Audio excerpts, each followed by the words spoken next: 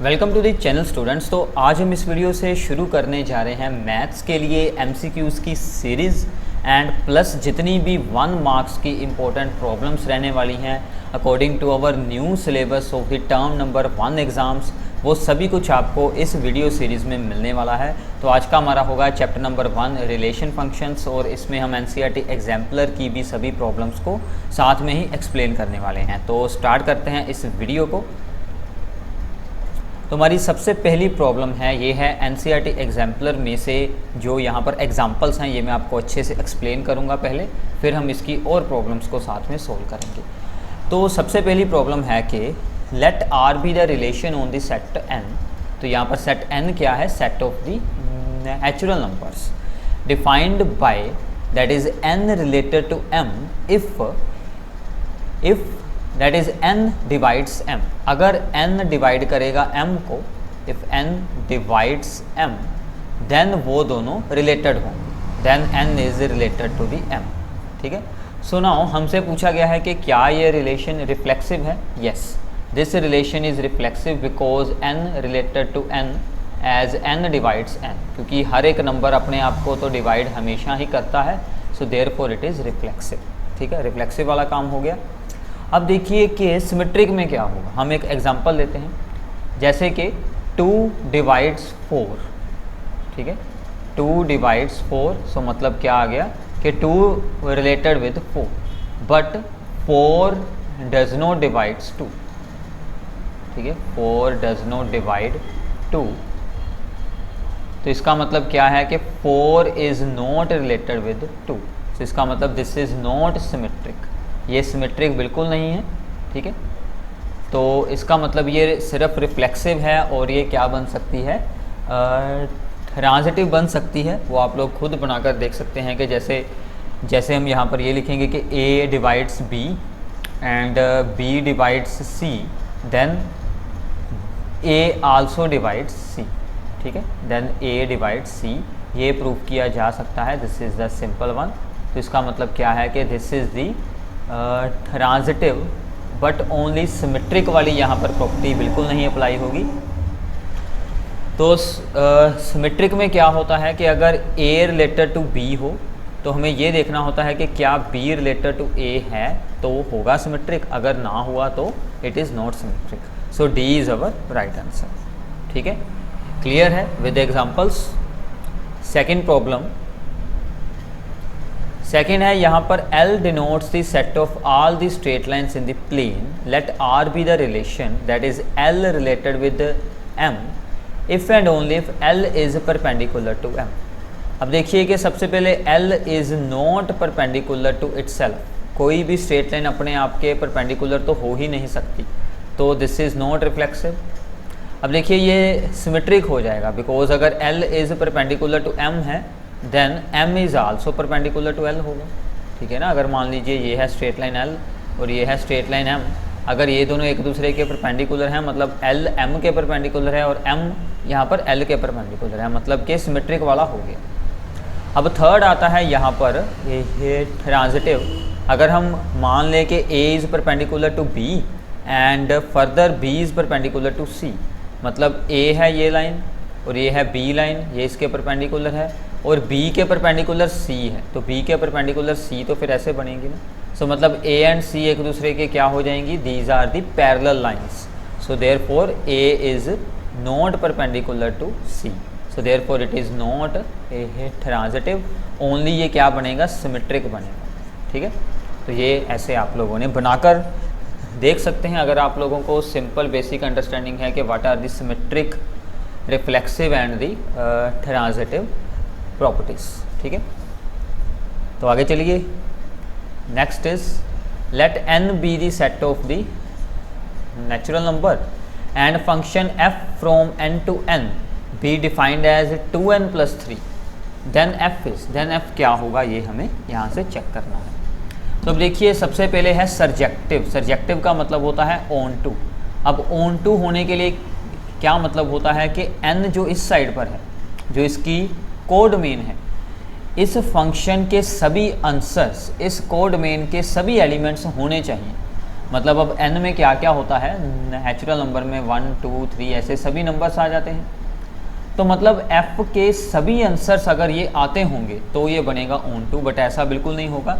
मान लीजिए कि fn का आंसर है 1, मान लीजिए यहाँ पर इसका आंसर है 2 है, मान लीजिए, ठीक है। अब देखिए 2 आंसर है तो 2n + 3 = 2, तो ये क्या बन गया, 2n = -1 और n = -1/2। This does not belongs to n। तो इसका मतलब ये बिल्कुल नहीं हो सकता कि इसका आंसर 2 आए। So therefore 2 does not belongs to the code में, 2 डज नॉट बिलोंग्स टू, हम क्या लिखेंगे यहाँ पर, कोड में, सॉरी रेंज, ठीक है, सॉरी यहाँ पर आएगा रेंज। सो 2 जो है इसका आंसर बिल्कुल नहीं आ रहा। तो इसका मतलब क्या है कि 2 हमारा रेंज में ही बिल्कुल नहीं है। So therefore n is not equal to the range. तो इसकी रेंज जो है वो इसके कोड मेन सेट से छोटी है, मतलब इसके आंसर सभी के सभी एलिमेंट्स बिल्कुल नहीं बन रहे। So therefore this is not onto, ठीक है। ऑन टू में ये 2 भी नहीं आंसर आ सकता, ये भी नहीं आ सकता, 1 भी नहीं आ सकता, 3 भी नहीं आ सकता। ऐसे बहुत सारे एलिमेंट्स हैं जो इसके आंसर बिल्कुल नहीं हो सकते। So therefore it is not subjective.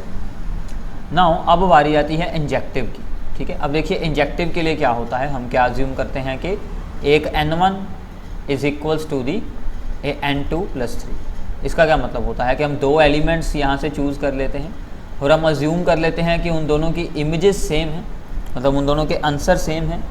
अगर वो दोनों एलिमेंट भी सेम हो गए, मतलब अगर 2 एलिमेंट्स के आंसर सेम हैं, देन वो दोनों एलिमेंट अगर सेम हो जाते हैं, मतलब n1 = n2 आ जाता है, देन वो इंजेक्टिव है।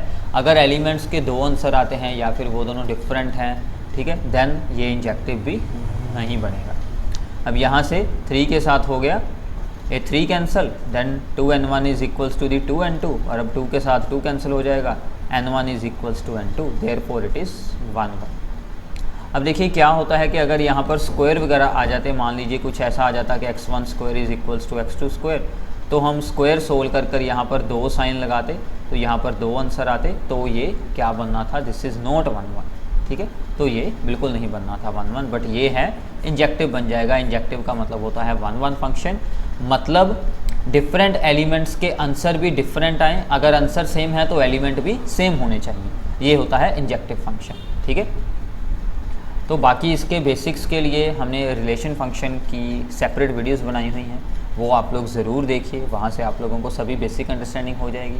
साथ में बाद में ये सभी MCQs की प्रैक्टिस कीजिए, तो आपका बिल्कुल यहाँ से सब कुछ क्लियर हो जाएगा। तो आगे चलते हैं। Now set A has 3 elements and set B has 4 elements, ठीक है। देखिए सेट A में है एलिमेंट्स ये 3 और सेट B में है 4 एलिमेंट्स, ठीक है। Then the number of injective mappings that can be defined from A to B is. अब देखिए इंजेक्टिव मतलब कि 1 1 जो होते हैं फंक्शन, उसका क्या मतलब होता है, उसका मतलब होता है कि अगर A का आंसर आ गया 1, देन ये जो 1 आंसर है ये किसी और का बिल्कुल नहीं होना चाहिए, B का आंसर इसके अलावा कुछ और होना चाहिए, मतलब 2 3 4 में से कोई और होना चाहिए। मतलब जैसे अगर B का आंसर आ गया 3, अब C के पास ओनली 2 ऑप्शन बचते हैं 2 और 4, इनमें से उसका कोई आंसर होना चाहिए, ठीक है। मतलब 2 एलिमेंट्स का सेम आंसर बिल्कुल भी नहीं यहाँ पर होना चाहिए। तो इसका मतलब क्या है कि हम यहाँ पर क्या कर सकते हैं कि हमारे पास इस साइड पर 4 ऑप्शंस हैं और हमें उन पर 3 एलिमेंट्स को अरेंज करना है। मतलब अगर हमारे पास 4 सीट्स हैं, हमें वहाँ पर 3 पर्सनस को बिठाना हो, एक सीट तो वहाँ पर खाली रहेगी छोटी है, बट तो हर एक सीट पर ओनली 1 पर्सन ही बैठ सकता है। यहाँ पर भी सेम है कि एक एलिमेंट का यहाँ से एक का ही आंसर होना चाहिए। तो हम यहाँ पर क्या अप्लाई करेंगे, 4 टोटल हैं, हमने बिठाने कितने हैं 3, सो 4p3, ठीक है, क्योंकि यहाँ पर रेपिटेशन बिल्कुल नहीं है, ग्रुपिंग बिल्कुल नहीं हो सकती। इसका मतलब हम यहाँ पर ऑर्डर के हिसाब से चलेंगे, तो 4p3 यहाँ पर बन जाएगा। तो इसका क्या फार्मूला होता है, 4 factorial divided by 4 minus 3 factorial, that is the 4 factorial, नीचे बच गया 1 फैक्टोरियल। 4 का फैक्टोरियल कितना बन जाएगा, 4 × 3 × 2, दैट इज़ दी 24। तो C आपका राइट आंसर बन जाएगा, ठीक है। क्लियर है, ये बहुत इंपॉर्टेंट MCQ है, ओके। तो आगे चलते हैं। देखिए जो मैंने इसके बीच में से स्किप किए हैं एमसीक्यू वो आपके सिलेबस से हटा दिए गए हैं। जैसे कि अब आपके सिलेबस में 1.1 एंड 1.2 है सिर्फ, ठीक है। तो कॉम्पोजिशन वाली जितनी भी प्रॉब्लम्स हैं FOG GOF वगैरह सोल्व करने वाली वो सभी आपके सिलेबस में से हटा दी गई हैं, तो इसलिए हम उन सबको यहाँ से स्किप कर रहे हैं, ठीक है। सो नाउ हमें यहाँ पर एक दिया गया है function and it is defined as this one, then pre image of 17, मतलब कि हम यहाँ पर x की जगह पर क्या यूज़ करें कि आंसर आ जाए 17। तो मतलब x² + 1 = 17 आए, तो x² कितना बन जाएगा 16, तो x क्या बन जाएगा ±4, एक तो हो गया। अब दूसरा है आंसर कितना है -3, सो x² + 1 = -3, x² कितना बन गया -4, so there is no such value of x, ठीक है। क्योंकि x² का आंसर है वो ऑलवेज़ क्या आएगा, पॉजिटिव आएगा, तो उसका आंसर कभी भी नेगेटिव नहीं हो सकता। तो इसका मतलब इसका तो हमारे पास बन गई प्री इमेजेस 4 एंड दी -4, और दूसरे का क्या बनेगा एम्प्टी सेट, तो ये बन गया 5। तो इसका मतलब हमारा आंसर क्या बन गया, C is our right option, ठीक है। ओके, तो ऐसी प्रॉब्लम भी आ सकती हैं, आपको प्री इमेज या फिर इमेज के बारे में पूछा जा सकता है। प्री इमेज मतलब हम x को क्या यूज़ करें जिसका आंसर ये आ जाए। क्लियर है? ओके, तो आगे चलते हैं 24th, ठीक है। For the real numbers x and y define x related with y if and only if x minus y plus square root of 2 is an irrational number.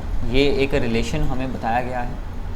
Then relation R, अब देखिए ये reflexive होगा, ठीक है। Reflexive के लिए हम क्या करेंगे कि x is related with x if, तो हमें क्या बताया गया है कि x माइनस है y, उसकी जगह पर भी हमने x लगा लिया, तो x के साथ हो गया x कैंसिल, तो ये बच गया √2 which is an irrational number, ठीक है। √2 एक इररेशनल नंबर है, ठीक है। इररेशनल नंबर्स होते हैं स्क्वायर रूट वाले जो एग्जैक्टली ना सोल्व हों, ठीक है, जिनकी एग्जैक्ट वैल्यूज़ हमें ना पता हो। तो इसका मतलब ये रिफ्लेक्सिव तो हो जाएगा, मतलब हर एक एलिमेंट अपने आप के साथ तो रिलेटेड होगा ही।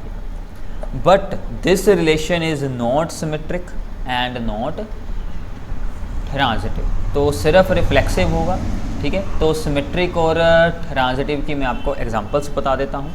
जैसे मान लीजिए √2, 0, this belongs to relation as √2, ये वाला फार्मूले में यूज़ करें वैल्यूज़, -0 + √2, ठीक है। ये क्या बन गया 2√2 which is an irrational number, ठीक है। क्लियर है?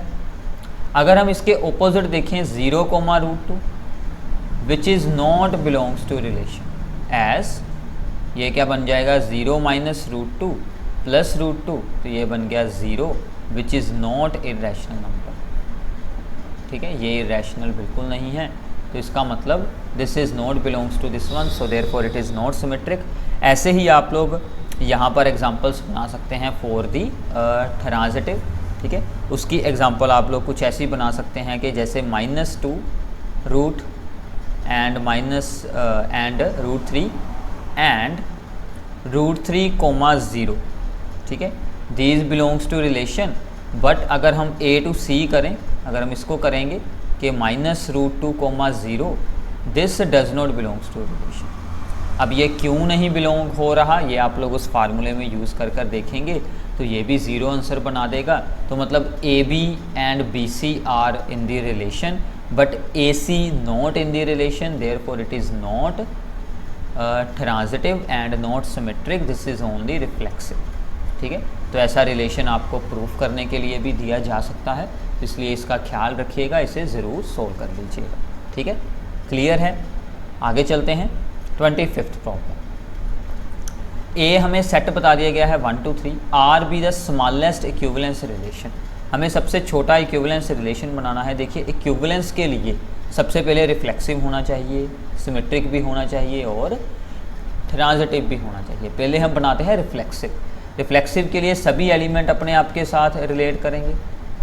अब देखिए अगर हम इतना ही इसे सिर्फ रख लें तो ये रिलेशन रिफ्लेक्सिव भी होगा, सिमेट्रिक भी होगा और ये रिलेशन ट्रांजिटिव भी होता है। तो इसका मतलब यही सबसे छोटा इक्विवेलेंस रिलेशन है जो हम किसी भी सेट पर बना सकते हैं कि आपको क्या करना है, सिर्फ रिफ्लेक्सिव वाले एलिमेंट रख दें, बाकी सब कुछ अपने आप उसमें ही अप्लाई हो जाएगा। तो ये सबसे छोटा इक्विवेलेंस रिलेशन इस पर आप बना सकते हैं। क्लियर है? ठीक है, तो आगे चलते हैं। आगे आ गया कि डोमेन ऑफ दिस फंक्शन, हमें इस फंक्शन की डोमेन फाइंड करनी है। इस फंक्शन की डोमेन सोल्व करने के लिए हमें क्या प्रॉपर्टी अप्लाई करनी है कि स्क्वायर रूट के अंदर जो भी है टर्म वो क्या होनी चाहिए, ग्रेटर देन इक्वल टू 0, फिर ही ये फंक्शन डिफाइन रहेगा। ठीक है, तो इसके आप लोग यहाँ पर कर सकते हैं स्प्लिटिंग, तो ये इसके 2 फैक्टर बन जाएंगे। ठीक है, तो ये एक फैक्टर बन गया x-2 और एक फैक्टर आपका बन गया x-1, so this should be greater than 0। अब हमें x की जो है यहाँ पर इंटरवल्स सोल्व करने हैं, तो अगर हम इसको इक्वल्स टू 0 करेंगे, एक बार आंसर x का आ जाएगा 1 और एक बार आंसर आ जाएगा x का 2, तो मतलब ये दोनों, ये यहाँ पर इंटरवल्स बन रहे हैं -∞ to 1 and 1 to 2 and 2 to ∞। अब सबसे पहले यहाँ पर चेक करते हैं, यहाँ से मैं एक एलिमेंट यूज़ कर लेता हूँ 0, तो 0 - 2 एंड 0 - 1, ये आपका बन जाएगा -2 × -1, so this is the 2, this is the greater than equal to greater than 0 है, तो मतलब इसमें क्या साइन रहेगा, दिस इज़ दी पॉजिटिव 1। इसमें क्या आएगा फिर माइनस, इसमें भी पॉजिटिव। हमें यहाँ से कौन सा चाहिए, हमें चाहिए पॉजिटिव साइन, तो इसका मतलब क्या बन जाएगा, वो -∞ से लेकर 1 तक ओपन इंटरवल यूनियन 2 से लेकर ∞ तक। ठीक है, तो ये आपका आंसर बन जाएगा, इसकी डोमेन बन जाएगी। सो this is the domain of the function. ठीक है, ये वाला आंसर बन जाएगा। ओके, तो यहाँ पर आप लोगों ने ये ब्लैंक्स फिल कर देनी है। क्लियर है? तो आगे चलते हैं। Here consider the set containing the n elements, then the total number of the injective function, that is the 1 function from A on to itself। अब देखिए A के पास n एलिमेंट्स हैं और उसी पर हमें बनाने हैं इंजेक्टिव फंक्शन, उसके पास भी n एलिमेंट है, तो क्या लगेगा, सो npn। ठीक है, मतलब n प्लेसेस पर हमें यहाँ पर n थिंग्स को अरेंज करना हो तो हम क्या लगा देंगे, npn, मतलब हम लगाएंगे परमोटेशन वाला formula. So n factorial divided by n - n, that is the 0, तो ऊपर बच गया n फैक्टोरियल, तो इसका आंसर आ जाएगा n फैक्टोरियल, या फिर आप लोग ऐसे भी इसकी रिप्रेजेंट कर सकते हैं। ठीक है, n फैक्टोरियल। ओके, क्लियर है? तो आगे चलते हैं। 28th, let z be the set of integers and r be the relation defined in the z such that a minus b is divisible by 3। ठीक है, then r partition the z into what number of the pairwise disjoint subsets। अब देखिए कि जब भी कोई equivalence relation बनता है, ठीक है, वो अपने सेट को डिफरेंट पार्टीशंस में ब्रेक करता है, और वो सभी पार्टीशंस क्या होती हैं, वो सभी पार्टीशंस एक दूसरे के पेयर वाइज डिसजॉइंट होती हैं, जिनको हम बोलते हैं इक्विवेलेंस क्लासेस। ठीक है, अब देखिए यहाँ पर डिविजिबिलिटी वाले में तो बहुत इजी हो जाता है, 3 के साथ करना है डिवाइड, तो क्या क्या ऑप्शन बचते हैं, या तो एग्जैक्टली डिवाइड हो जाएगा, रिमाइंडर बचेगा 0, या रिमाइंडर बचेगा 1, या बचेगा 2।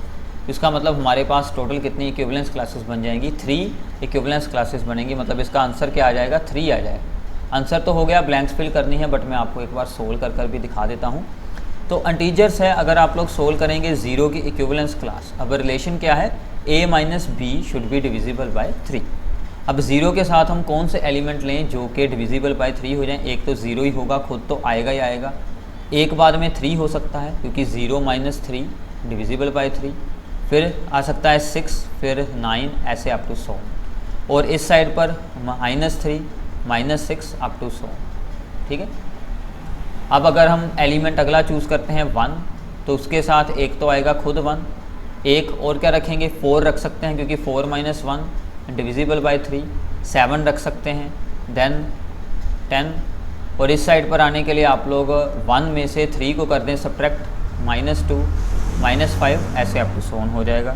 ठीक है, तो ऐसे ही अगला एलिमेंट हम रखते हैं 2 की इक्विवेलेंस क्लास, एक तो 2 हो जाएगा खुद, एक इसमें ऐड कर दें 3, ठीक है, और दूसरी साइड पर हम कर देंगे 3 को सब्ट्रैक्ट, तो ऐसे आपके इन्हीं इक्विवेलेंस क्लासेस में इंटीजर सभी के सभी आ जाएंगे और ये सभी आपस में है पेयर वाइज डिसजॉइंट, मतलब इसमें कोई भी एलिमेंट सेम बिल्कुल नहीं होगा और इसमें सेट के सभी एलिमेंट इंक्लूड होंगे, मतलब इन सभी इक्विवेलेंस क्लासेस की यूनियन अगर आप लोग हैं यहाँ पर करते, तो अगर हम 0 की इक्विवेलेंस क्लास, 1 की इक्विवेलेंस क्लास और 2 की इक्विवेलेंस क्लास की यूनियन करते हैं, then it gives us the complete set Z, ठीक है। तो ये आपका यहाँ पर आंसर बन जाएगा। क्लियर है, ठीक है। तो आगे चलते हैं।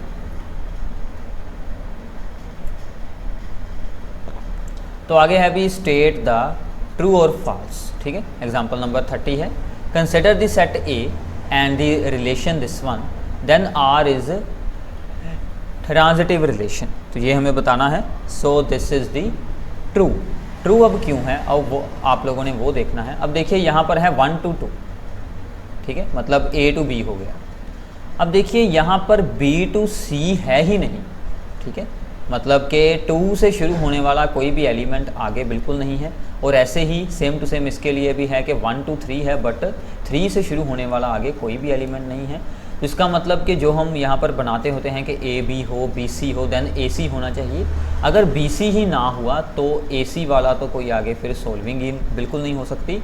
मतलब ये रिलेशन ट्रांजिटिव को रोंग भी बिल्कुल नहीं प्रूव कर रहा और उसको प्रूव करने वाली भी कोई एग्जांपल बिल्कुल नहीं बना सकते हम। तो जितना टाइम वो रोंग ना प्रूव हो उतना टाइम वो ट्रांजिटिव ही रहता है रिलेशन, ठीक है। तो ये रिलेशन आपका क्या बन जाएगा, दिस इज़ दी ट्रांजिटिव, ठीक है। सिंपल है, क्योंकि इसमें ओपोजिट इसको रोंग प्रूफ करने वाली कोई एग्जांपल बिल्कुल नहीं बन रही, सो देयरफॉर इट इज़ ट्रांजिटिव, ठीक है। तो आगे चलते हैं। 31, late A be a finite set, then each injective function from A into itself is not surjective, this is false।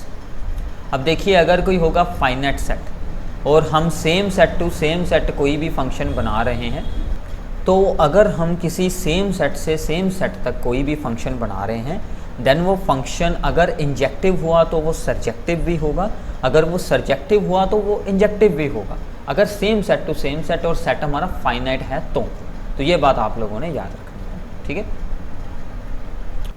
So now इसके बाद है हमारे पास problem, let T be the set of all the triangles in the Euclidean plane and let a relation R on T be defined as A related to B if A is congruent to B for all AB belongs to the set T, then R is, हमारे पास relation क्या दिया गया है कि A and B related होंगी अगर A is congruent to B हो जाए, ठीक है।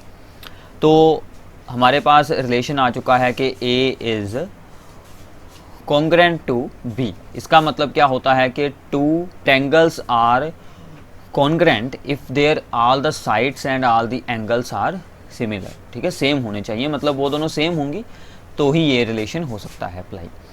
सो नाउ अगर A जो होती है वो अपने आप के साथ तो सेम हो गए ही उसके सभी angles, so therefore A is congruent to A, therefore it is a reflexive relation, ठीक है। तो ये रिफ्लेक्सिव तो हो जाएगा। एंड आल्सो अगर A is congruent to B हुई, then it means that B is also congruent to A, ठीक है। अगर A B के साथ उसके सभी एंगल्स और उसकी साइड सेम होंगी तो B की भी तो A के साथ होगी ही, तो इसका मतलब ये हमारे पास हो जाएगा सिमेट्रिक भी। एंड थर्ड वन इज़ अगर A is congruent to B है and B is congruent to C है, then A is also congruent to C भी होगी, क्योंकि अगर A और B के सभी साइड्स एंगल सेम है, B और C की सेम है, तो A और C की भी सेम हो जाएंगी। तो इसका मतलब इसमें reflexive, symmetric and the transitive सभी प्रॉपर्टीज़ अप्लाई हो रही हैं, therefore it is an equivalence relation, ठीक है। तो इसके किसी प्रूफ की आपको जरूरत बिल्कुल नहीं है, जस्ट आपको रीड आउट करना है, तो ये आपका एक इक्विवेलेंस रिलेशन बन जाएगा, बिकॉज सभी एलिमेंट अपने आप के साथ भी हो रहे हैं रिलेट, और A रिलेटेड टू B है और B रिलेटेड टू A भी है, और A एंड B रिलेटेड हैं, B एंड C रिलेटेड हैं, और इसका मतलब A और C भी रिलेटेड हैं, सो therefore it is an equivalence relation, ठीक है। तो आगे करते हैं। Consider a non empty set consisting of children in a family and relation are defined as A is related to B if A is brother of B. अब देखिए A is not brother of A, ठीक है, A is not brother of A मतलब कि A अपने आप का brother तो हो नहीं सकता, सो therefore it is not reflexive, क्योंकि A और A एक दूसरे के साथ रिलेटेड ही नहीं है, सो देयरफॉर नॉट रिफ्लेक्सिव, ठीक है, because A is not related to A, अपने आप के साथ वो नहीं रिलेट कर सकता, तो ये रिलेशन रिफ्लेक्सिव तो है नहीं, ठीक है। सो नाउ ये रिलेशन हमारे पास सिमेट्रिक भी नहीं होगा, बिकॉज मान लीजिए A is brother of B, ठीक है, और इसके बाद एक केस ये भी बन सकता है कि B is sister of A, ऐसा भी हो सकता है, ठीक है, और ये भी हो सकता है कि B is brother of A हो, मतलब हमेशा B is brother of A बिल्कुल नहीं होगा, B is sister of A भी हो सकता है, so therefore it is not symmetric, ठीक है, तो ये सिमेट्रिक भी नहीं है। नाउ थर्ड प्रॉपर्टी बनती है, अगर A is brother of B हो, ठीक है, A is brother of B and आगे B is brother of C हो, ब्रदर ऑफ C हो, which implies that A is brother of C also, ठीक है, so A is related to C also, therefore it is the transitive relation, ठीक है, ठीक है, so therefore our option number B is right one, that is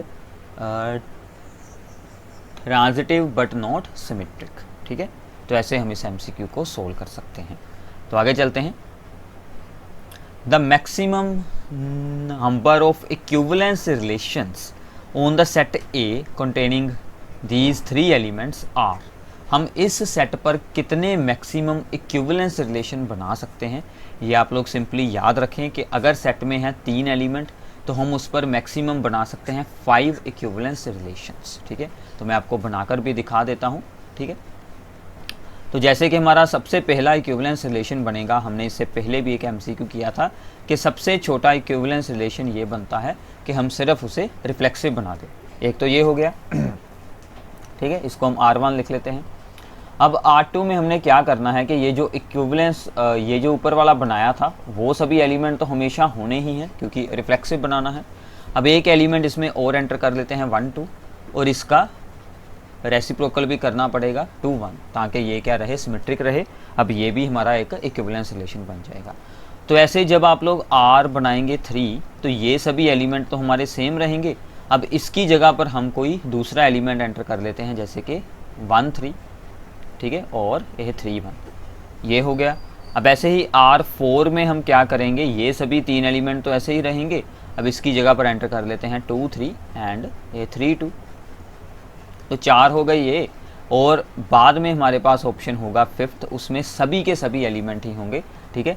so जो हमारा आखिरी होगा रिलेशन, दैट इज़ उसमें सभी एलिमेंट रहने वाले हैं 1 2 2 1, ठीक है, और 1 3 एंड 3 1 एंड 2 3 एंड 3 2, तो 9 के 9 एलिमेंट इसमें रहने वाले हैं। मतलब ये हो जाएगा this is equals to the एक रो से, ठीक है, तो R5 आपका एक रो से के इक्वल होगा। तो ऐसे आप लोग 5 इक्विवेलेंस रिलेशन इस सेट पर बना सकते हैं, ठीक है। आगे चलते हैं 31st प्रॉब्लम। रिलेशन हमें एक बताया गया है in real numbers, A is related to B if A is greater than equal to B, ठीक है, A is greater than equal to B है, ओके। अब देखिए कि यहाँ पर इक्वल टू का साइन है, so therefore A is greater than equal to A for all A belongs to the real number, therefore it is reflexive. So इसका मतलब क्या हुआ कि जो A है वो अपने आप के साथ रिलेट हो चुका है, देयरफॉर इट इज़ रिफ्लेक्सिव, ठीक है। अब देखिए कि अब हमें इसमें देखना है कि क्या ये रिलेशन सिमेट्रिक बनता है या फिर नहीं बनता है, ठीक है। तो सिमेट्रिक का मतलब होता है कि हमेशा ही होना चाहिए। सो मतलब अगर हम यहाँ पर ये लिखते हैं कि 5 is greater then 2 but 2 is not greater than 5, ठीक है, सो इसका मतलब दिस इज़ नॉट सिमेट्रिक, ठीक है, क्योंकि 5 2 तो इसमें होगा, ठीक है, 5 2 belongs to the relation but 2 5 does not belongs to the relation, ठीक है, सो देयरफॉर नॉट सिमेट्रिक। क्योंकि सिमेट्रिक उस टाइम पर प्रूफ होगा जब हर एक एलिमेंट का उसका ऑपोजिट रिलेशन में हो, ठीक है, उसका रिवर्स रिलेशन में पड़ा हो। अगर एक के लिए भी ना हुआ तो वो क्या बन जाएगा, नॉट सिमेट्रिक। अब थर्ड प्रॉपर्टी होती है दैट इज ट्रांजिटिव। तो मान लीजिए a is greater than equal to b है, b is greater than equal to c है, so this implies that a is also greater than equal to c, मतलब AC belongs to the relation, so therefore it is the transitive. तो ये relation हमारा क्या बन चुका है, this is the reflexive and this is दी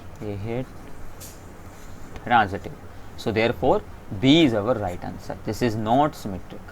ठीक है, तो ऐसे आपको कोई भी रिलेशन दिया जा सकता है और यही सभी ऑप्शंस बनाए जा सकते हैं।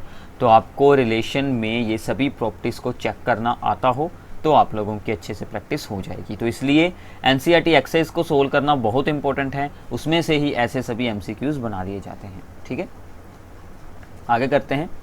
ए हमें एक दिया गया है set and consider the relation this one. अब इसको हमने बताना है कि ये रिलेशन क्या क्या है। अब देखिए रिफ्लेक्सिव तो है क्योंकि सभी एलिमेंट हैं मतलब अपने आप के साथ रिलेट कर रहे हैं, 1 1 के साथ, 2 2 और 3 3, सो देयरफॉर इट इज़ रिफ्लेक्सिव। अब बाद में देखिए कि 1 2 का ऑपोजिट 2 1 है नहीं, इसका भी ऑपोजिट है नहीं, सो देयरफॉर नॉट सिमेट्रिक। ठीक है, सिमेट्रिक तो यहाँ पर हो नहीं रहा। अब क्या बचा है, ओनली हमें चेक करना है फॉर दी ट्रांजिटिव। अब देखिए 1 2 2 है, 2 2 है 3, तो हमें क्या चाहिए, 1 2 3, 1 2 3 है। ठीक है, एक बार इसको इरेज कर लेते हैं फिर करते हैं।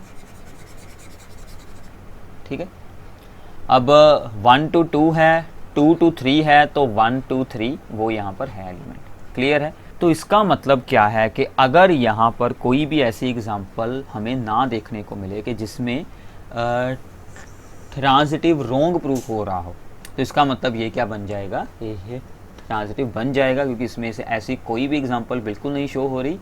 सो therefore it is not symmetric, और नॉट सिमेट्रिक का या तो ये ऑप्शन था या फिर ये ऑप्शन था, बट इसमें क्या है, नॉर ट्रांजिटिव। सो ये रॉन्ग हो गया क्योंकि ये तो है transitive, so therefore A is our right answer के रिफ्लेक्सिव है बट नॉट सिमेट्रिक। ठीक है, तो ऐसे आपने सभी प्रॉपर्टीज़ इसमें एक बार अच्छे से कर लेनी है चेक, तो आपको यहाँ पर इजीली आंसर मिल जाएगा। ठीक है, so this one is very very important one. ठीक है, 35th। So now if the set A contains the 5 element and set B contains the 6 element, then the number of 1 1 and on to mappings। अब एक बात को आप लोगों ने अच्छे से याद रख लेना है कि अगर हमने सेट A से सेट B तक 1 1 एंड ऑन टू यानी कि बाइजेक्टिव मैपिंग्स को बनाना है, ठीक है, बाइजेक्टिव मैपिंग्स आप लोगों ने बनानी है set A to B, then जितने एलिमेंट A में हैं उतने ही एलिमेंट B में होने चाहिए, फिर ही आप लोग बाइजेक्टिव फंक्शन बना सकते हैं। अदरवाइज़ आप लोग बाइजेक्टिव में से कोई एक प्रॉपर्टी अप्लाई कर सकते हैं, 1 1 हो सकता है, ऑन टू हो सकता है। तो अगर सेम नंबर ऑफ एलिमेंट्स हैं तो ही आप लोग बाइजेक्टिव फंक्शन बना सकते हैं। तो यहाँ पर एक में है 5, एक में है 6, जिसका मतलब यहाँ पर 0 बाइजेक्टिव फंक्शन बनेगा। So therefore no bijective function. ठीक है, क्लियर है, सिंपल था बट इम्पोर्टेंट है। ठीक है, आगे चलते हैं 36th। ए में है यहाँ पर n एलिमेंट और बी में है यहाँ पर only 2 elements, then the number of surjections यानी कि onto functions from A into B are. अब देखिए B में है ओनली 2 एलिमेंट्स A और B, ठीक है, और दूसरी साइड हमारे पास A में है यहाँ पर n एलिमेंट्स। ठीक है, अब क्या होगा कि हर एक एलिमेंट, जैसे कि ये है 1, अब इसके पास 2 ऑप्शन हैं, या तो ये अपना आंसर A देगा या फिर B देगा, तो इसके पास भी 2 ऑप्शन हो गए। ठीक है, अब जो अगला एलिमेंट है उसके पास भी 2 ऑप्शन हैं, तो ऐसे सभी एलिमेंट्स के पास 2 2 ऑप्शन हैं, तो ये क्या बन जाएगा, n टाइम्स। ठीक है, 2 ऑप्शन है मतलब एक टाइम पर वो एक के साथ ही मतलब आंसर बनाएगा, मतलब उसके पास 2 ऑप्शंस हैं, उसको हम 2 वेज के साथ दूसरी साइड पर जोड़ सकते हैं। ठीक है, तो इसका मतलब ये हो गए हमारे पास 2 raise to power n ways. Clear है, अब ये नहीं आंसर आएगा। अभी आप लोगों ने एक चीज़ का और ध्यान रखना है। अब देखिए हमें ऑन टू फंक्शन बनाने हैं। ऑन टू का मतलब क्या होता है कि A और B दोनों ही यूज़ यहाँ पर होने चाहिए। ठीक है, ऐसा ना हो कि ये जो सभी एलिमेंट हैं इन्हें सभी का आंसर ही A हो जाए। तो मतलब एक फंक्शन ऐसा हो सकता है कि जिसमें सभी के सभी n एलिमेंट्स का आंसर a हो, उसको हमने हटा देना है, और एक फंक्शन वो हो सकता है जिसमें सभी का आंसर b होगा। तो ये दो फंक्शंस हैं जो ऑन टू यहाँ पर बिल्कुल नहीं हो रहे, क्योंकि सभी का आंसर a है और b हमारा वैसे ही रह जाएगा, ठीक है, और सभी का आंसर b है तो हमारा a रह जाएगा। तो ये दो जो है यहाँ पर मैपिंग्स वो हमने हटा दिए, तो ये हमारे पास क्या आंसर बन गया, 2 raise to power n minus 2। ये 2 क्यों किया गया है माइनस, बिकॉज जब सभी का आंसर a होगा या फिर जब सभी का आंसर b होगा, ये दो फंक्शन हमने हटा दिए तो आंसर आपका b बन जाएगा, ठीक है। तो ये बात आप लोगों ने ध्यान में रखनी है। This is also very very important MCQ, ऐसे MCQs एग्ज़ाम में अक्सर आ जाते हैं, तो प्लीज़ इनका ख्याल रखिएगा। आगे चलते हैं 37th। एक दिया गया है function from r to r be defined by fx is equals to the 1/x, ठीक है, for all x belongs to r, then f is. अब देखिए f हमें ये देखना है कि ये है 1 1, ये है ऑन टू, ये है बाइजेक्टिव, या f इज़ नॉट डिफाइंड। अब देखिए अगर x हम यूज़ करें 0, because 0 is real number, then f is not defined, ठीक है। So at x is equal to 0 f is not defined. अब यहाँ पर क्या इशू है कि अगर यही प्रॉब्लम आपको आ जाए और यहाँ पर साथ में ही डोमेन में ब्रैकेट में लिखा हो कि x is not equal to 0, then ये फंक्शन डिफाइन होगा, देन हमें सोल्व करना पड़ेगा कि क्या ये फंक्शन है 1 1, क्या है ऑन टू, फिर हमें सारी सोल्विंग करनी पड़ेगी। बट यहाँ पर ऐसा कुछ भी नहीं है, सो देयरफॉर हमारा डी आंसर आएगा कि f इज़ नॉट डिफाइंड, क्योंकि एक पॉइंट है जहाँ पर f है वो जो डिफाइन बिल्कुल नहीं हो रहा है, एक पॉइंट पर x इज़ इक्वल टू 0 पर, so therefore f is not defined is our right answer, ठीक है। अगर डोमेन साथ में बताई गई हो तो आप लोगों ने सोल्विंग करनी है फॉर 1 1 एंड ऑन टू, ठीक है, क्लियर है। तो आगे चलते हैं। Which of the following function from z into Z are bijections, इनमें से कौन से फंक्शन है जो वो बाइजेक्शन है। अब देखिए x क्यूब तो बाइजेक्शन बिल्कुल नहीं हो सकती, क्योंकि ये ऑन टू नहीं है, ये 1 1 है, but this is not onto. As अगर हम ये चाहें कि x क्यूब का आंसर 2 आ जाए तो x की वैल्यू क्या आएगी, 2 का क्यूब रूट, ठीक है, but this does not belongs to the integers. तो इंटीजर्स में ऐसी कोई वैल्यू बिल्कुल नहीं है कि जो मैं x की जगह पर यूज़ करूं और आंसर उसका 2 आ जाए, 3 आ जाए, 4 आ जाए, 5 आ जाए, ऐसे कोई भी आंसर नहीं आ सकते। So therefore it is not onto, ये क्या है, नॉट ऑन टू, ठीक है।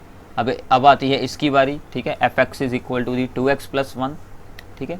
अब अगर हम यहाँ पर रखें कि इसका आंसर 0 आ जाए तो x कितनी आएगी, -1/2। This also does not belongs to the integers, ठीक है, so therefore it is also not onto, ठीक है। ये दोनों फंक्शन ही 1 1 हैं, but these are not onto in the set of integers. अगर रियल नंबर हो जाएं तो ये भी ऑन टू भी ये वहाँ पर बन जाएंगे, ठीक है।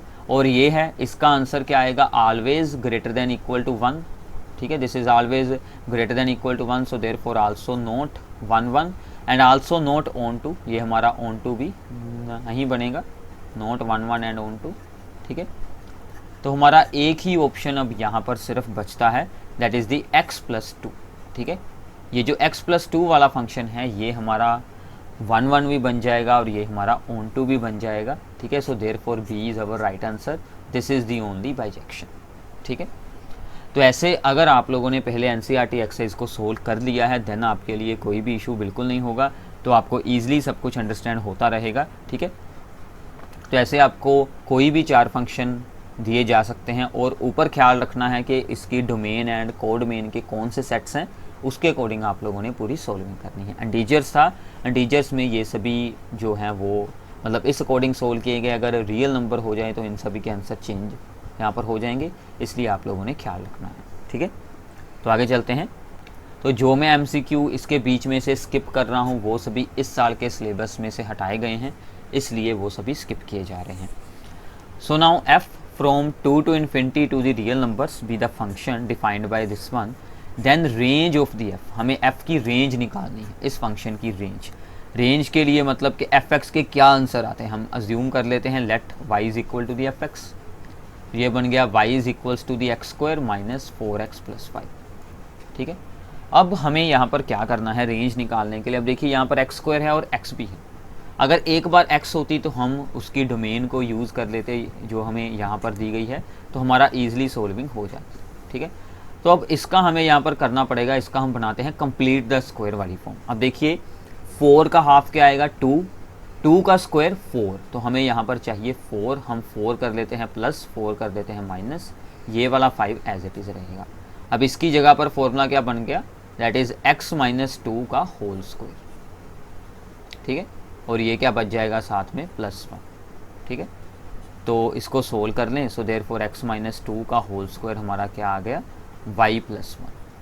ठीक है, so now as x is greater than equal to 2, therefore x minus 2 is greater than equal to 0 and also उसका स्क्वायर है, तो ये तो ईजी हो ही जाना था।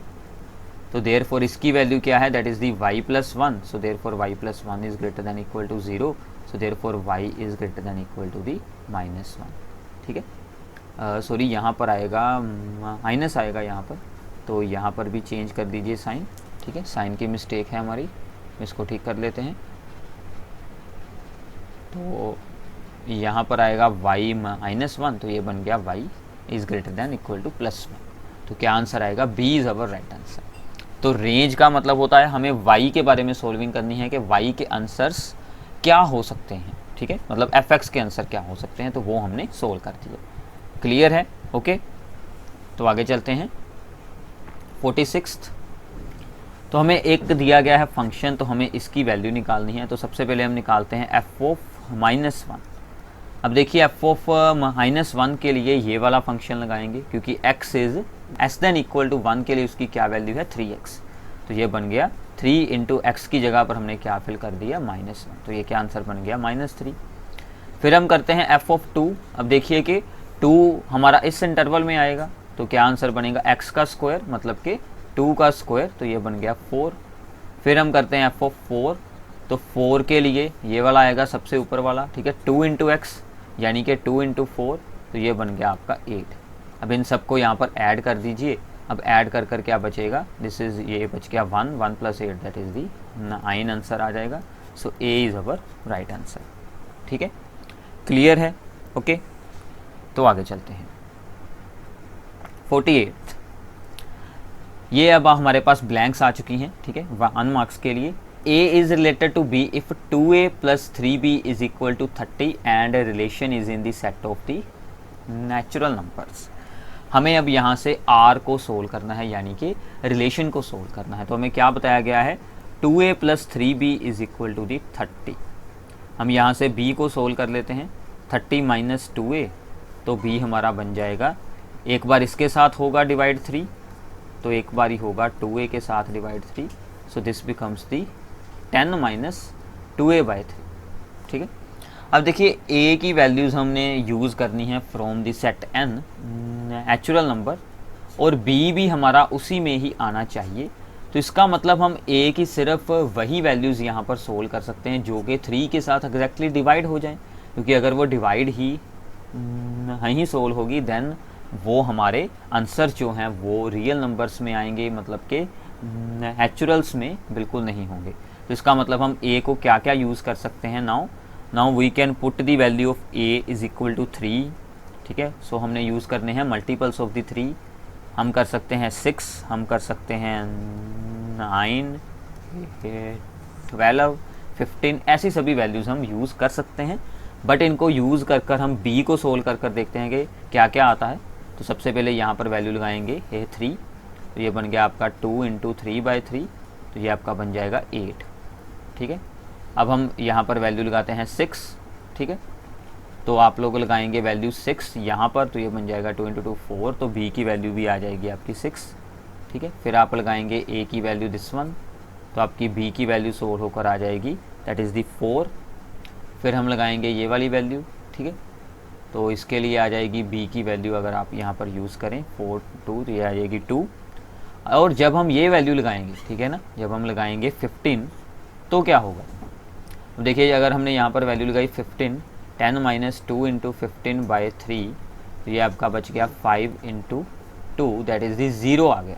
But 0 does not belongs to the natural number, तो मतलब a की वैल्यू 15 हम बिल्कुल नहीं यूज़ करेंगे, क्योंकि b 0 आ रहा है और 0 हमारा इसमें होता ही नहीं है, क्योंकि नेचुरल नंबर कहाँ से शुरू होते हैं, 1 से, इसलिए।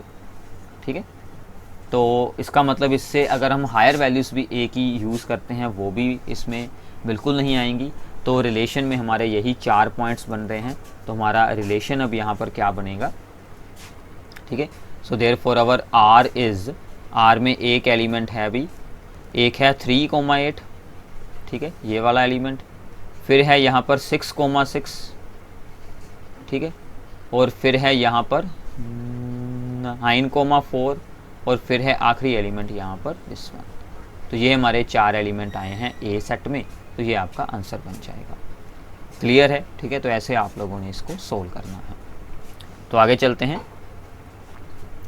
49th रिलेशन हमें डिफाइन किया गया है ऑन द सेट 1 2 3 4 5 तक। रिलेशन क्या है कि ए स्क्वायर माइनस बी स्क्वायर का मॉडुलस इज़ लेस देन 8, ठीक है।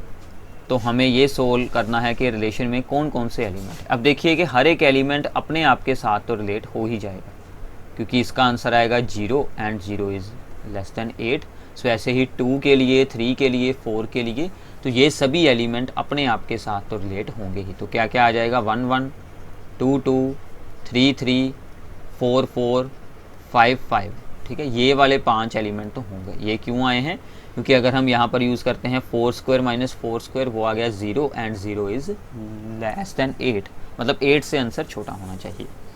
अब हम देखते हैं 1 एंड 2 के लिए, ठीक है। तो उसके लिए क्या आएगा, 1 स्क्वायर माइनस 2 स्क्वायर, तो ये क्या बन जाएगा, 1 minus 4 that is the 3 and 3 is less than 8।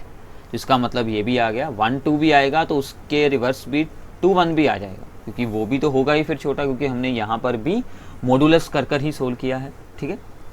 फिर हम आगे चलते हैं 1 एंड 3 के लिए। 1 स्क्वायर माइनस 3 स्क्वायर, तो ये क्या बन जाएगा, ये आपका 8 आ जाएगा। सो this is not less than 8, क्योंकि ये 8 के बराबर है, हमें 8 से सिर्फ छोटे आंसर चाहिए, तो ये आपका बिल्कुल नहीं होगा। मतलब कि 1 के साथ सिर्फ 2 आएगा, आगे के एलिमेंट्स बिल्कुल नहीं आएंगे। तो इसका मतलब अब हम आ जाते हैं 2 के साथ, देखते हैं 2 के साथ ये तो हो गया, ठीक है ना, 1 तो हो गया। अब हम देखते हैं 2 एंड 3 के लिए। तो ये क्या बनेगा, 2 square minus 3 square that is 4 minus 9 that is 5, तो ये भी हो जाएगा। तो एक एलिमेंट और मिल गया, 2 3, और इसका रिवर्स भी आ जाएगा 3 2, ठीक है। अब इसके बाद अब अगर हम देखें 2,4 के लिए, ठीक है, तो ये बन गया 2 स्क्वायर माइनस 4 स्क्वायर, तो ये आपका बन जाएगा 4 minus 16 that is the 12 which is not less than 8। तो ये भी बिल्कुल नहीं होगा। मतलब 2 के साथ भी एक ही एलिमेंट बना है, इससे आगे बिल्कुल नहीं आएंगे एलिमेंट। अब आगे चलते हैं, अब हम ये 3 एंड 4 देखते हैं, ठीक है। देखिए इनके लिए अगर हम देखें तो ये बन गया 3 स्क्वायर माइनस 4 स्क्वायर, तो ये बन गया आपका 7, तो 7 इज़ लेस देन 8। तो मतलब यहाँ पर 3 4 एंड उसका जो रेसिप्रोकल होगा 4 3, वो भी आ जाएगा, ठीक है। अब 3 के साथ देखते हैं 5, तो ये वाला बिल्कुल नहीं आएगा, because 3 square minus 5 square is equals to the 16। So therefore ये वाला एलिमेंट बिल्कुल नहीं आएगा। इसका मतलब 3 के साथ भी कोई नहीं हुआ। अब आई है बारी 4 की, 4 एंड 5, ठीक है। तो 4 square minus 5 square this is also equals to the 9, तो ये भी आपका बिल्कुल नहीं होगा। तो मतलब यही सिर्फ एलिमेंट्स अब यहाँ पर आ रहे हैं जिनके स्क्वायर्स की सब्सट्रैक्शन कर 8 से छोटा आंसर था, वो सभी हमने यहाँ पर उतार लिए हैं एलिमेंट। तो ये आपका रिलेशन बन जाएगा, ठीक है। तो ऐसी प्रॉब्लम्स भी आपको एग्ज़ाम में दी जा सकती हैं, ठीक है, सिंपल है। तो ऐसे आपको इनको सोल्व आउट करना है, ओके। तो आगे चलते हैं। आगे अब आपके लिए आ चुके हैं, सिंपल है यहाँ पर ट्रू एंड फॉल्स, ठीक है। तो सबसे पहला है आर, हमें यहाँ पर दिया गया है relation, be a relation defined on the set A, then R is symmetric, transitive but not reflexive. Reflexive तो है नहीं, ये तो बात हमारे लिए है क्लियर, ठीक है। रिफ्लेक्सिव तो है नहीं, क्योंकि ना तो इसमें है 1 1, ना ही 2 2, ना ही है 3 3, ठीक है। अब देखिए ये रिलेशन सिमेट्रिक तो है, क्योंकि इसका रिवर्स है इसमें, ठीक है, 1 3, ये हो गया। But this is not a transitive, क्यों? क्योंकि अब देखिए कि 1 3 है रिलेशन में, और बाद में है यहाँ पर 3 1 भी है, बट 1 1 इसमें बिल्कुल नहीं है। So 1 1 does not belongs to the relation, therefore it is not transitive. So therefore this is false, this is false statement, क्योंकि ये होती ट्रू, अगर ये ऑप्शन बीच में ना होता तो ये हो जाती true, so now this is false. ठीक है, आगे चलते हैं 54th। रिलेशन दिया गया R to R be the function defined as this one for all x belongs to R then f is invertible. ठीक है, तो एफ हमारा इन्वर्टिबल है, ये हमें अब यहाँ पर देखना है। दिस इज़ नॉट इन्वर्टिबल, वैसे आपको सिलेबस में है नहीं, अब मैं आपको यहाँ पर ये बताऊँगा। इन्वर्टिबल फंक्शन क्या होते हैं, वो फंक्शन जो फंक्शन 1 भी हो और ऑन टू भी हो। So this function is not onto, आप लोगों ने ये जरूर चेक कर लेना है, this function is not onto and also this function is not 1 ठीक है, ना तो ये फंक्शन है 1 एंड ना है ये फंक्शन है ऑन टू। ठीक है, अब ये फंक्शन 1 क्यों नहीं है, क्योंकि साइन की वैल्यूज़ बहुत सारे अलग अलग एंगल्स पर सेम होती हैं। जैसे कि अगर हम यहाँ पर देखें कि साइन 0 का भी आंसर 0 होता है, ठीक है, और साइन 2 पाई का आंसर भी 0 होता है, साइन 3 पाई का, 4 पाई का, सभी के आंसर 0 होते हैं। तो बहुत सारे एलिमेंट सेम आंसर दे रहे हैं, और आल्सो इसकी रेंज क्या होती है, -1 से लेकर 1 तक। तो सिर्फ रियल नंबर में से यही आंसर आ सकते हैं, 2, 3, 4, 5, ऐसा कोई भी आंसर नहीं हो सकता। सो देयरफॉर दिस फंक्शन इज़, ना तो ये है ऑन टू, ना ही है ये 1 so therefore this statement is also false, because ऐसा फंक्शन जो है वो इन्वर्टिबल बिल्कुल नहीं हो सकता। ठीक है, तो आगे करते हैं 55th। यहाँ पर है कि every relation which is symmetric and transitive is also reflexive, ये तो फॉल्स है, ऐसा बिल्कुल नहीं होता। ठीक है, तो ऐसी एग्जांपल आप लोग खुद भी बना सकते हैं, क्योंकि हर एक प्रॉपर्टी का यहाँ पर अलग है, कोई भी प्रॉपर्टी एक दूसरे पर बिल्कुल नहीं डिपेंड करती, सिमेट्रिक हो रिफ्लेक्सिव हो, कोई भी 2 प्रॉपर्टीज़ हो सकती हैं, थर्ड चाहे हो चाहे ना हो। ठीक है, तो आगे चलते हैं। An integer m is said to be related to another integer n if m is integral multiple of n।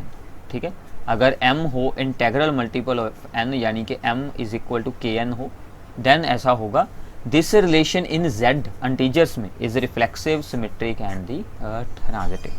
For example हम यहाँ पर लिख लें कि 57 इज रिलेटेड टू दी 7। ठीक है, क्योंकि इसके बाहर 8 रखेंगे तो ये हो जाएगा, सो 56 रिलेटेड टू दी 7। बट इसके ओपोजिट, यानी कि अगर मैं यहाँ पर लिखूँ कि 7 इज रिलेटेड टू दी 57, ठीक है, अगर 7 को हम सोल्व करें तो ये बन जाएगा 1/8 into 56। So this is not integer. ठीक है, this is not integer, so integral multiple तो है नहीं है इसका। ठीक है ना, सो इसका मतलब क्या है कि 7 is not related to the 56। ठीक है, क्योंकि वो उसका इंटेग्रल मल्टीपल होना चाहिए, मतलब 7 का जो है आंसर वो यहाँ पर हम 7 को क्या बना सकें कि 7 is equal to some integer into 56, तो ऐसा तो बिल्कुल नहीं हो रहा है। ठीक है ना, तो इसका मतलब क्या है कि अगर हम यहाँ से इसको बनाकर देखें तो n की वैल्यू क्या आएगी, 1/k इंटू m। तो इसका मतलब this 1/k is not always integer, so therefore this is not symmetric. तो ये सिमेट्रिक हमारा बिल्कुल नहीं प्रूफ होगा, तो इसका मतलब दिस इज़ नॉट ए मतलब इक्विवेलेंस बिल्कुल नहीं बनेगा, तो ये भी स्टेटमेंट आपकी फॉल्स हो जाएगी, क्योंकि उसने कहा था कि सब कुछ होगा। ठीक है, क्योंकि यहाँ पर इंटीजर्स का सेट है इसलिए ऐसा हुआ है, अगर रियल नंबर होता तो ये हो जाता। ठीक है, ये बात का भी आप लोगों ने ध्यान रखना है। आगे चलते हैं 57th। ए सेट है, 0, 1 एलिमेंट हैं सिर्फ 2, और n सेट है, be the set of the natural number. हमने एक बनाई है mapping from set n to a defined by, अगर हो यहाँ पर n की वैल्यू 2n-1 यानी कि ओड नंबर हो तो आंसर आएगा 0, अगर इवन नंबर हो तो आंसर आएगा 1। दोनों आंसर आ रहे हैं, सो ये फंक्शन ऑन टू होगा। Yes, this function is onto, क्योंकि ऑन टू का मतलब क्या होता है कि इस सेट के दोनों एलिमेंट यूज़ होने चाहिए, वो दोनों यूज़ हो रहे हैं 0 and 1, so therefore this is onto, but this is not 1, क्योंकि बहुत सारे ऑड नंबर्स का आंसर 0 आएगा, बहुत सारे इवन का भी सबका आंसर 1 आएगा, तो बहुत सारे एलिमेंट्स का सेम आंसर है, so therefore it is not 1, ये ऑन टू बनेगा। ठीक है, 58th देखते हैं। The relation are on the set A defined by this one is reflexive, symmetric and the transitive. So this is not reflexive, क्योंकि यहाँ पर एलिमेंट है 1, 1, 2, 2 एंड 2 है नहीं इसमें। ठीक है ना, so 2, 2 does not belongs to the relation, so therefore it is not reflexive, so therefore this statement is also false. ठीक है, तो ऐसे आप लोग इसमें से सभी 1 मार्क्स की इंपॉर्टेंट प्रॉब्लम्स को सोल्व कर सकते हैं। आई होप कि आपको अच्छे से अंडरस्टैंडिंग हो गई होगी। आल्सो हमने रिलेशन फंक्शंस की फुल रिवीजन की वीडियोस बनाई हैं, जिसमें कि आपको सभी इम्पोर्टेंट जो भी इसमें फॉर्मूलाज आ चुके हैं, कॉन्सेप्ट हैं, प्रॉब्लम्स हैं जितनी भी, ठीक है, एग्ज़ाम के लिए या आपकी भी एक प्रैक्टिस के लिए, वो सब कुछ उन वीडियोज़ में है। तो प्लीज़ सबसे पहले उन वीडियोज़ को ज़रूर देखें, बाद में ये वाली MCQs की आप लोगों ने पूरी वीडियो को देख लेना है। और इसके बाद भी अगर आप लोग और सोल्व करना चाहते हैं तो NCERT एग्जाम्पलर में बहुत सारी प्रॉब्लम्स अभी और भी हैं, वो आप लोगों ने अब खुद सोल्व कर देखनी है। Thanks for watching the video. अगर इसमें आपका कोई भी डाउट है, कोई भी प्रॉब्लम है, वो आप लोग नीचे कमेंट्स में ज़रूर पूछिए। Thanks for watching this video.